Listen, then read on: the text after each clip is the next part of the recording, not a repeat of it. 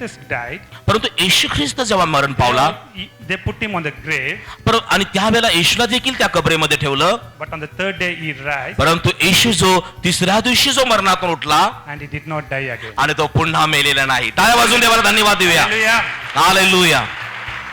The only grave in the world या जगामध्ये एकच अशी कबर आहे which is empty जी मोकळी आहे, is a Jesus. ती येशू ख्रिस्ताची कबर आहे. Hallelujah. Hallelujah.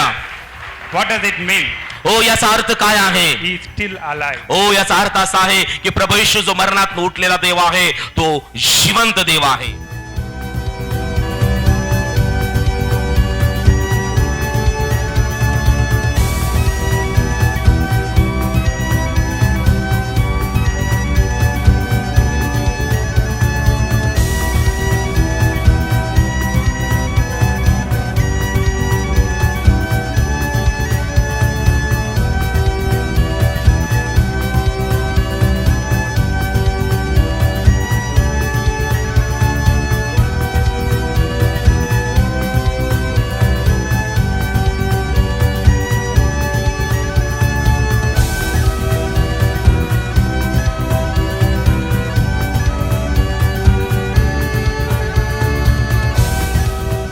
Because John died before Jesus.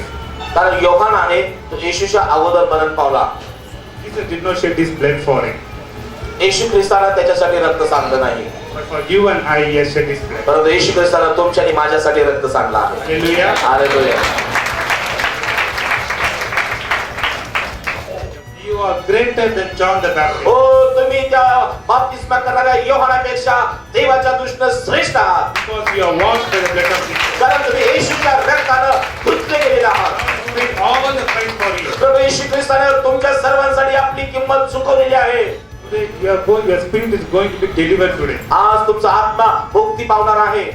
Supernatural joy is going to come into your life. आज स्वर्गीय आनंद तुमच्या जीवनामध्ये उतरून येणार आहे. Supernatural blessing going to start from the आज Lord. अद्भुत आशीर्वादाची रेलचेल तुमच्या जीवनामध्ये होणार आहे. Anointing of the Lord is going to come and struck you. आज परमेश्वराचा अभिषेक तुमच्या जीवनात उतरून येणार आहे. As you go into the prayer, you are going to experience a supernatural blessing. आज जशी तुम्ही प्रार्थना करणार आहात तसं परमेश्वराचा एक अनुभव तुमच्या जीवनात तुम्ही आज Today is अनुभवणार a day आहात. of deliverance for Karan. आज माझ्या प्रियजनांनो, कराडमधील प्रियजनांनो, तुमच्यासाठी आज मुक्तीचा दिवस आहे. All the people, सर्व लोक, day of deliverance.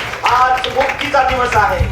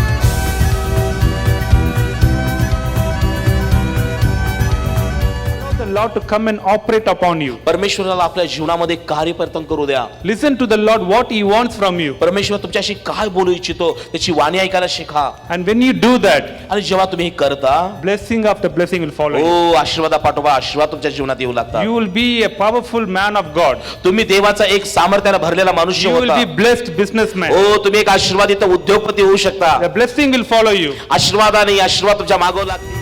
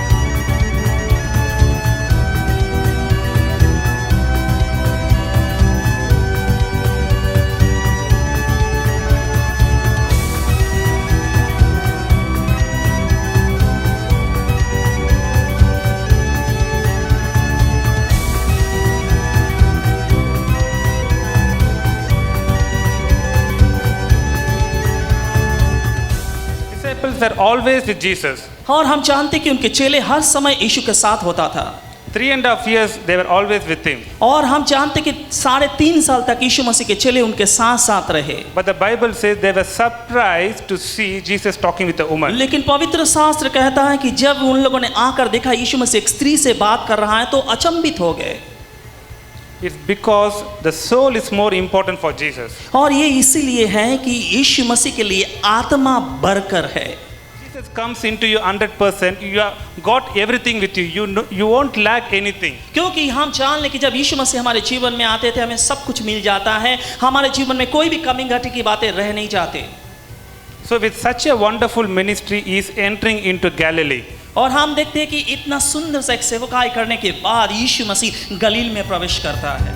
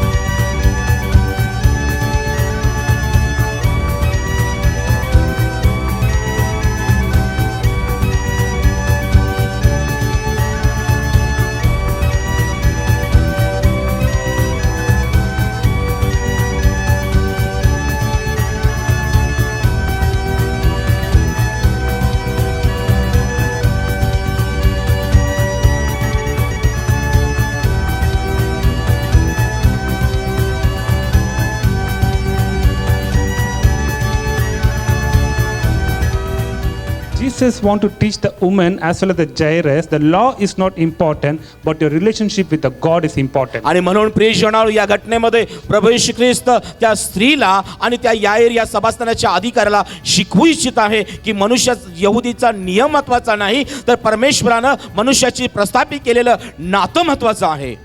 The greatest weapon of the devil is to bring the fear in your heart. आणि सैतानाचं सर्वात प्रभावी शस्त्र कोणतं असेल तुमच्या जीवनामध्ये तर तुमच्या जीवनामध्ये भीती उत्पन्न करणं.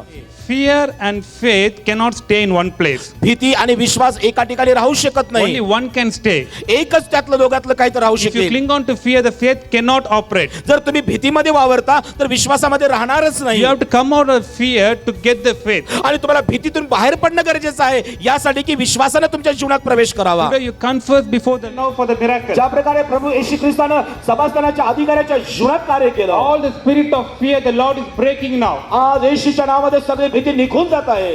The belief coming inside your heart. O परमेश्वरावर Vishwas